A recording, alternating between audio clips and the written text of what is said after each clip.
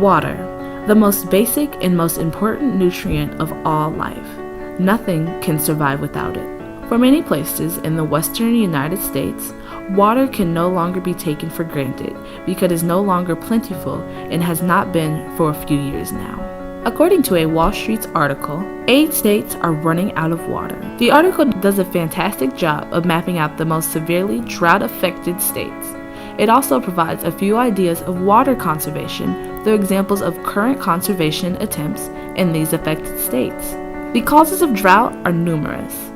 These reasons include higher average summer temperatures, patchy rainfall throughout the year, which combine to create the worst wildfire season on record.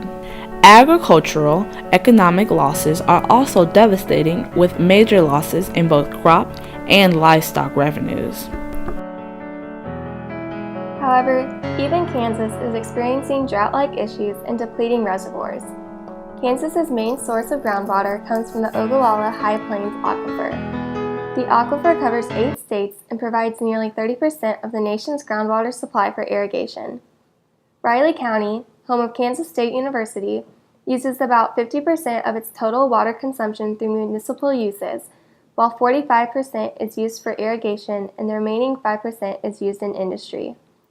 Riley County is also the home of Tuttle Creek Reservoir, the reservoir with the second highest percentage loss of capacity to date. Tuttle Creek has lost more than 40% of its storage due to sedimentation.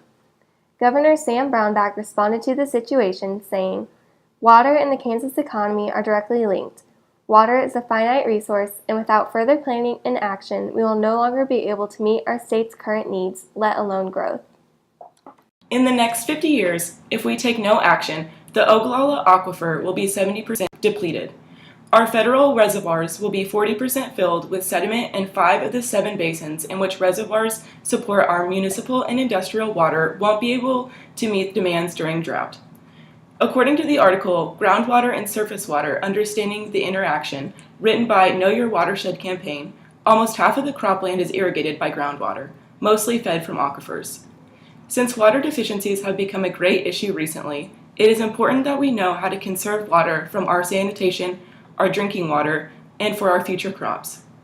The Water Project, a campaign designed to inform the public on conserving water, has listed simple things for each household to do to improve the amount of water we are wasting. Some of these things include turning knobs tightly so faucets don't drip, washing full loads of dishes, Washing full loads of laundry to reduce the amount of loads and water used, installing low flush toilets, and watering plants during the cool times of the day. Since different states obtain water from different sources, it's important we keep in mind that water conservation will be different for different parts of the country as well.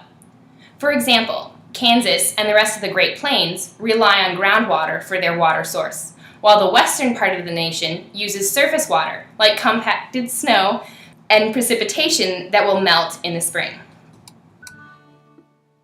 There are many things farmers can do to help preserve water resources as listed from the Department of Communities, Land and Environment. These solutions can be preventing chemicals or fuel spills, not applying nutrients to crops when it is raining, and planting mulch or covering crops over soil during the winter. Water is a necessity for life. It is up to us to ensure there is enough for future generations.